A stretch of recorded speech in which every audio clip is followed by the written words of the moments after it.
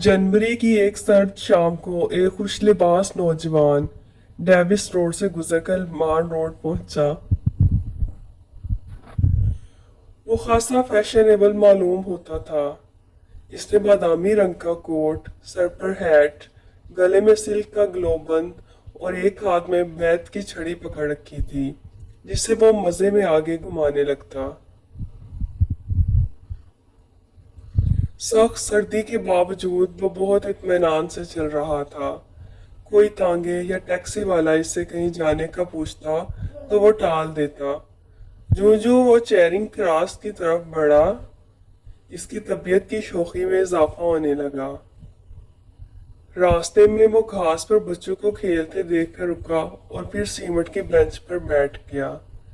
वो सामने से गुजरते हर बुज़ा और कमाश के लोगों को देखता रहा, मगर किसी से मुतासिर न हुआ।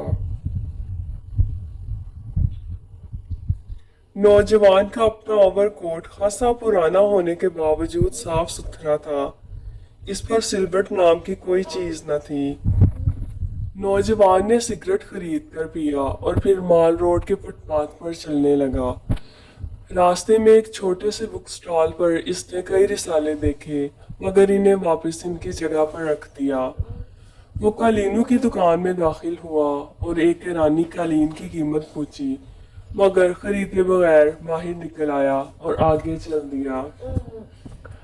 अब वो हाई कोर्ट की इमारतों के सामने से गुजर रहा था, लेकिन इसकी शोखी में फर्क न आया था। इसने कई चेहरों को देखा था, मगर किसी से मुतासिर न हुआ। चलते चलते वो सड़क पार करने लगा। अभी इसने आधी सड़क ही पार की होगी कि ईंटों से भरी एक लारी इसे कुचल कर मैकलोड रोड की तरफ निकल गई। लोग उसे किसी तरह कार में डालकर अस्पताल की तरफ ले गए।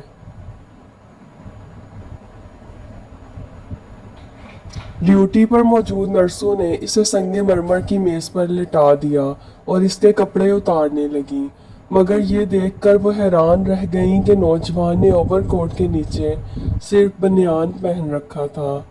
फटी हुई पतलून को एक पुरानी टाई से बांधा हुआ था और चमकदार बूटों के अंदर दोनों पाँव की जुराबें भी एक दूसरे से मुख्तलिफ थीं, जिनमें से इसकी मैली एड़ियां झांक रही थीं।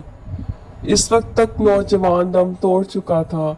इसके ओवरकोट की जेब से स्याह कंघा, एक रुमाल, 6.5 आने, आधा सिगरेट, डायरी, ग्रामोफोन रिकॉर्ड की माहाना फहरिस्त और कुछ इश्तेहार निकले।